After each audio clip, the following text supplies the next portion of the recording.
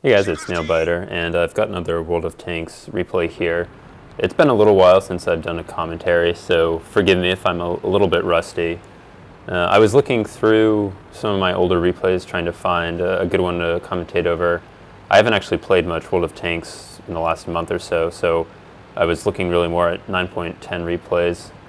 And I found this replay that I thought would be kind of interesting to add some commentary to. This is a game with the AMX 50B. It's the Tier 10 French heavy tank on Erlenberg, and I'm in a platoon with Akula, who's in the Object 263. Now, if I remember correctly, I don't think I've posted any replays prior to this one with the AMX 50B. The 50B is a tank that I haven't played a ton of. I don't have too much experience with it, and I kind of go through streaks with it, I think, which is part of the reason why I haven't gotten quite to the point of 3-marking it yet. Sometimes I can play really well with it, and other times I'll just be either too aggressive and take too much damage early on in rounds and struggle to do a decent amount of damage. So at this point, the 50B is still a little bit hit or miss, I think, for me. But this was a pretty decent game, and I thought especially towards the later stages of the round, there were some interesting points that I could talk about in terms of decision making. So Akula and I have gone to the 1-2 line, and it's pretty clear at this point that most of the enemy is on the 8-9 line. They've pushed up pretty aggressively there, and so I hung back a little bit to start to see if I could get any shots in any of the enemy tanks that were crossing up to this castle. I missed one bad shot on the Tiger II. I should have hit it, but it was just not a great shot. And now I've pushed up. I'm trying to be aggressive because we really need to take out the tanks that the enemy has on this flank as quickly as possible. We've already lost pretty much the flank on the other side, and we really need to try to equalize the game as quickly as possible because we have nothing defending our base. We have the 3 artillery and they're about to get overrun. So we've already lost 6 tanks just over 2 minutes into this game. That's obviously not a good start. And we need to find a way to just push aggressively on this side. So I had a pretty bad first clip there. I only penned 1 out of the 4 shots that I took. The problem with the 50B is it's not a great push tank, and so in that kind of situation where the enemy is playing pretty defensively behind the castle, it's really not a great idea for me to just push straight out into them because I'm going to get shot by the E100, the Carnarvon. I think the Tiger II probably would have gotten a shot on me as well, and obviously the 50B has no armor, so I'm going to get penned with each of those tanks and take a whole lot of damage. So I needed to wait for our heavier tanks to push up into the enemy. They were a bit slow in doing so, but to be fair, the enemy crushed the other flank so quickly that they didn't have a ton of time to react. So I decided to relocate and switch the angle that I was approaching from, so I was more flanking instead of going directly into the E100 especially. So I kill the Carnarvon even though I take a couple hits from him, and I'm able to finish off the E100 there. So we've managed to clear out the tanks that the enemy had on the 2 line. And despite the fact that we've pretty much lost control of the rest of the map, the 2 line still affords us some pretty strong defensive locations. I think in general, Erlenberg is a map where if you can maintain control of the same side of the river as your cap, then you can make it very difficult for the enemy to push on you because there's so much open ground that they have to cover to reach your positions. You'll also notice that even though we're down 5 tanks, we still have most of our Tier 10s alive. And if you don't include artillery, we actually have more Tier 10s than the enemy does.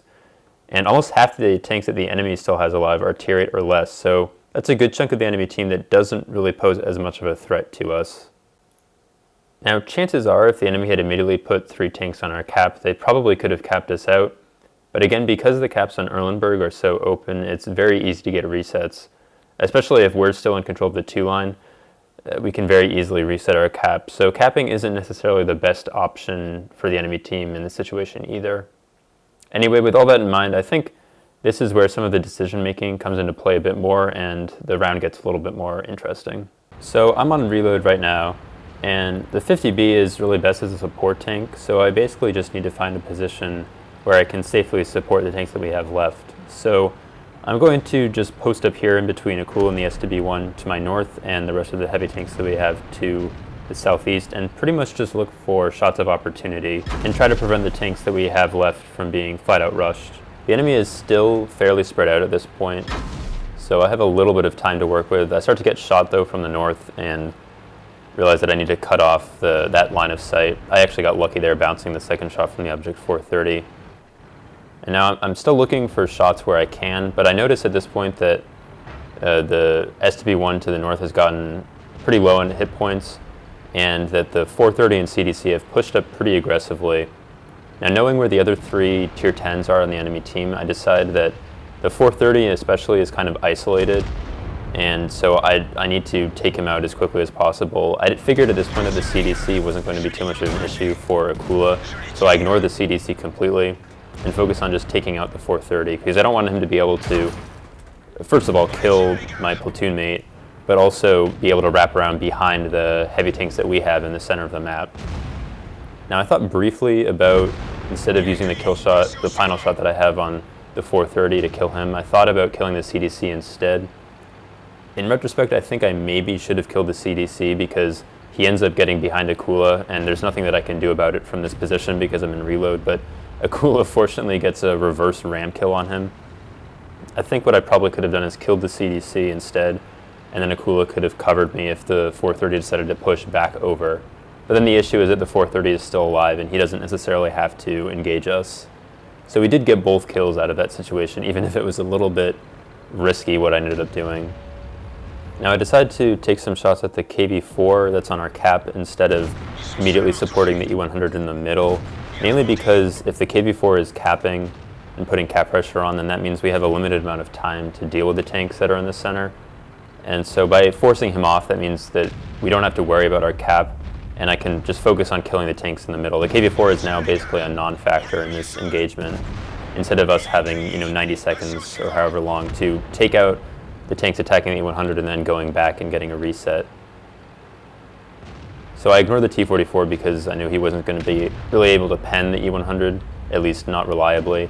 I got a lucky shot in the E5 that set him on fire.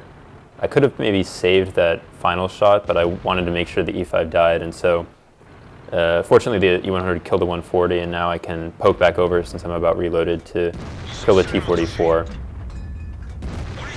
Unfortunately, the enemy artillery kills our E100, who probably would have survived if not for that 261 shot. But I'm able to kill the T-44, so now it's a 1 versus 3. Briefly, it was a 1 versus 4 there. And my first priority is obviously to kill the KV-4.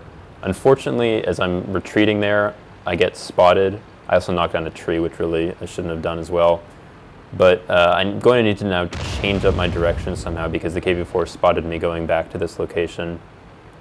A couple artillery shells fired at me, and I know it's probably the bat shot artillery because the 261 just killed the E100.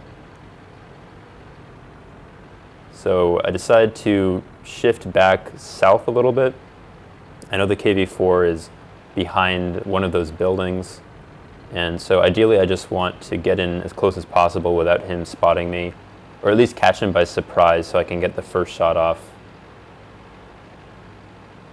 So I'm hoping that he won't be expecting me from this angle, and sure enough his gun is pointed in the other direction. I get the first shot in and he can't turn his turret in time to get a shot into me. And now I just want to make for these buildings as quickly as possible to avoid the artillery. I immediately repair that track because I don't want to risk, obviously, staying out in the open. And now it's just a 1 versus 2 with the 2 artillery left. The other important thing about making that a progressive or more aggressive play is if I stay behind that hill and try to poke over, it means that the KV-4 is probably going to spot me, and then I'm much more of a stationary target for the artillery to aim at, and it's going to be harder for me to dodge them. If I kind of push in aggressively and from an unexpected angle, then that minimizes the amount of time that I'm spotted and makes it a lot harder for the artillery to get a good shot on me. So now really the only risk, or the main risk I guess, is that the 2 artillery are going to try to cap.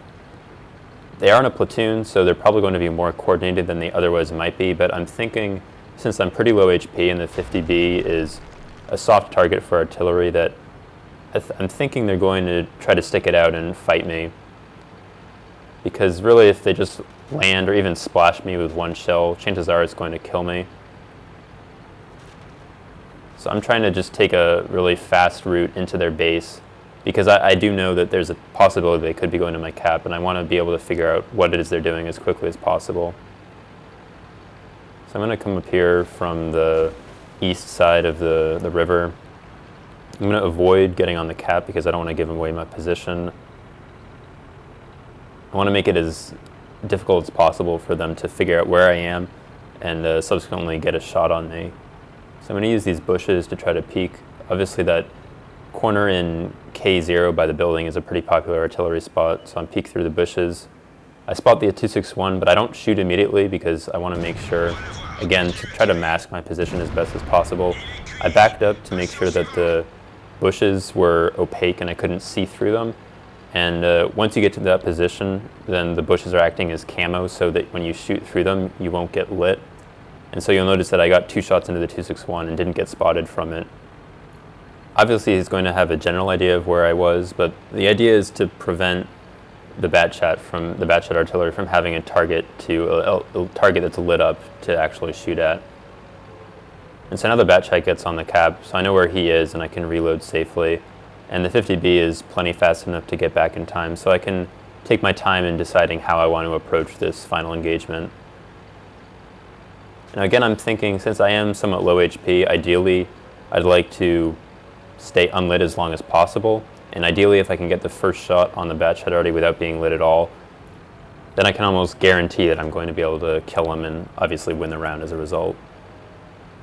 So I'm thinking that I should be able to outspot him.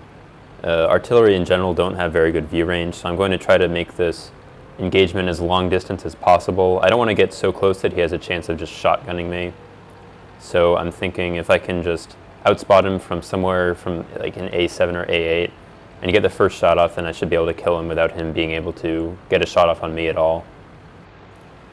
Now the timer is getting a little low and I haven't spotted him yet, and I don't want to leave so little time left that I have no room for error, so I decide to kind of take my chances at this point and just push forward.